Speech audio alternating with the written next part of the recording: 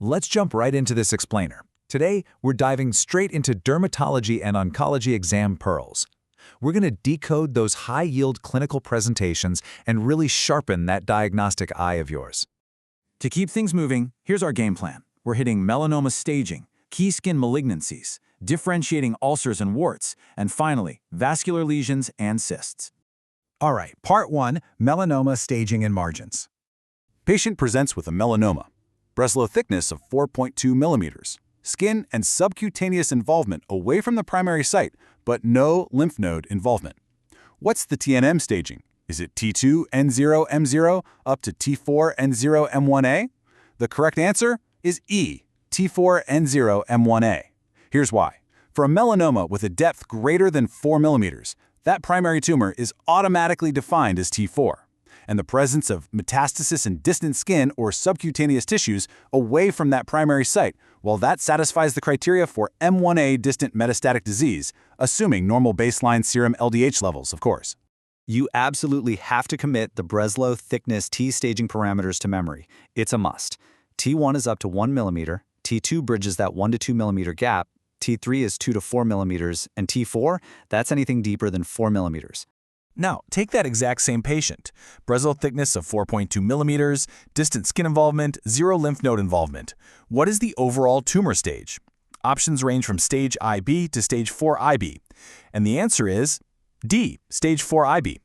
What's absolutely critical to remember here is that documentation of any confirmed distant metastatic disease, like our M1A deposit, automatically, instantly classifies the tumor as stage 4 IB. It literally does not matter what the primary tumor thickness is or if the regional lymph nodes are completely clear. Stages I and II are strictly for localized melanomas, and stage 3 implies regional lymphatic involvement. Moving on to surgical management. A 68-year-old woman has a 0.5 millimeter thick trunk melanoma. What is the smallest recommended margin for wide local excision? 3 millimeters, 5, 1 centimeter, 2, or 5 centimeters? The correct choice is C, 1 centimeter.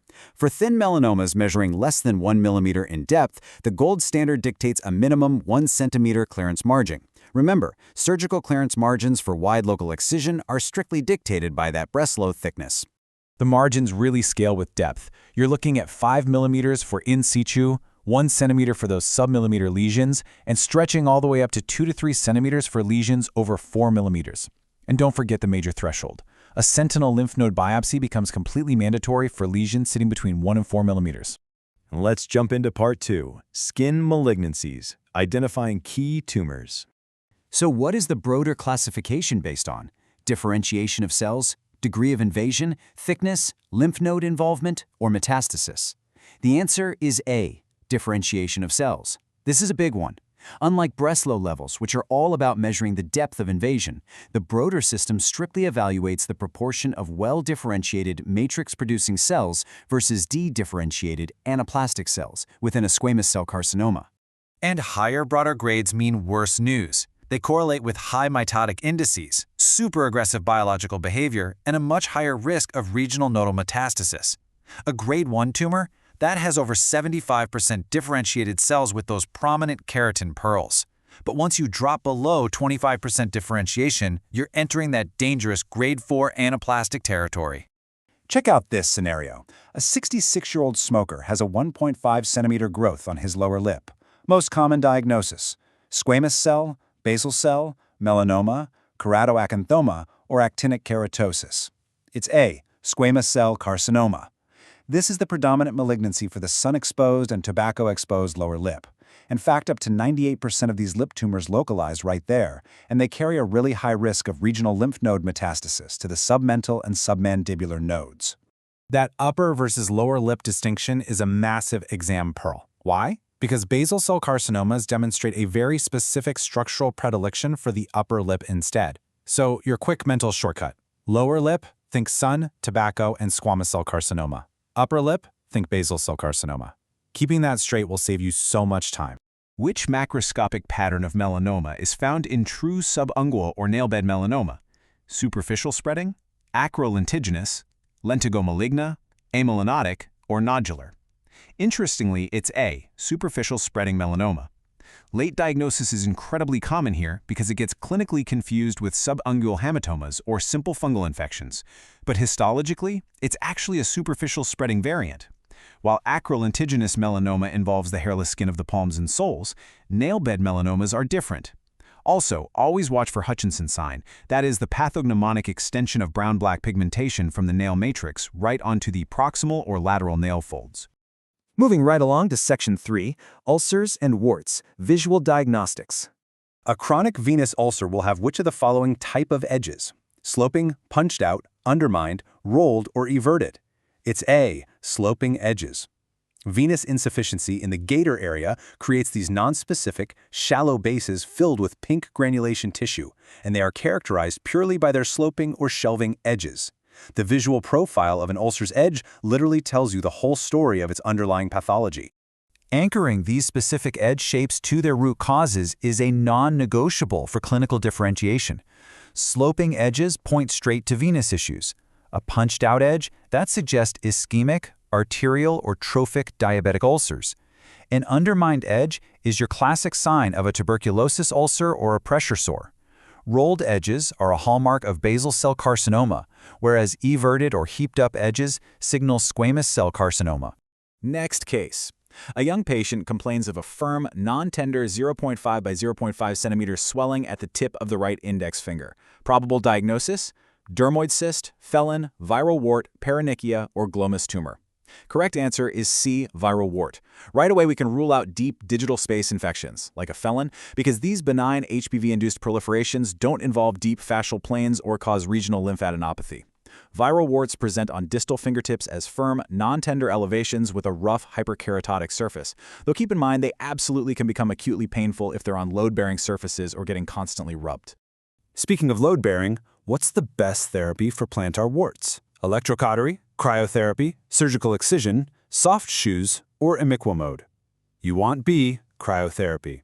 Because plantar warts grow inward due to mechanical, weight-bearing pressure, simple topical therapies often completely fail. Liquid nitrogen cryotherapy outperforms them and completely avoids the permanent scarring you'd get from surgical excision. The cryotherapy causes intracellular thermal shock and local vascular thrombosis, which then triggers an immune-mediated clearance of the virus. Pretty neat, right? And that brings us to our final section, vascular lesions and cysts, specific management. An HIV-positive patient has multiple violet reddish body swellings. Excisional biopsy shows Kaposi sarcoma. What is the best treatment out of surgery, systemic chemo, topical Imicod, radiotherapy, or cryo? The answer is D, radiotherapy. Driven by human herpes virus 8, localized cutaneous lesions of Kaposi sarcoma are highly radiosensitive and optimally treated with targeted radiotherapy. These lesions usually start as flat, reddish-purple macules and then evolve into indurated plaques. Now, a quick caveat. While localized lesions respond excellently to radiotherapy, widespread systemic disease requires systemic antiretroviral optimization and chemotherapy. So what is the most appropriate treatment for a port wine stain? Radiotherapy, laser therapy, chemo, excision, or dermabrasion? The answer is B, laser therapy. Specifically, pulse dye laser therapy is the standard first-line treatment because it selectively targets the intravascular hemoglobin in the ectatic capillaries without harming the surrounding dermis. Port wine stains are congenital vascular malformations present right at birth, classically involving the face and tracking along the trigeminal nerve distributions. Hitting them early with laser therapy yields vastly superior aesthetic outcomes before those vessels have a chance to hypertrophy in adulthood. Let's look at this bedside challenge. How would you clinically differentiate between a sebaceous cyst and a lipoma? Is it sight, mobility, fluctuation test, skin pinch test, or transillumination? The winner is D, the skin pinch test. Differentiating a sebaceous cyst from a lipoma really comes down to the physical mechanics of this one test. They can feel incredibly similar, especially since soft lipomas exhibit a pseudo-fluctuation where the fat basically mimics fluid. But the skin pinch test, it cuts right through that confusion. Here is exactly how it works. Because a sebaceous cyst, or epidermoid cyst, originates from the hair follicle infundibulum, it is literally tethered to the skin via a blocked duct. You physically cannot pinch the skin separately from the cyst. It's a negative pinch test. Plus, you'll often see a central punctum. On the flip side, a benign lipoma easily demonstrates a slip sign. That's where the edge of the fatty tumor just slips right out from under your compressing finger when you try to pinch the skin above it. So, how will you use these edge morphologies and physical exam signs to rapidly narrow down your differential diagnosis during your very next clinical rotation? Remember, your physical exam skills are your most powerful diagnostic tool. Narrowing down your differential requires actively looking for these exact structural clues in every single patient encounter, from calculating life-saving margins based on Breslow thickness to reading the specific edge of an ulcer to feeling for that classic slip sign.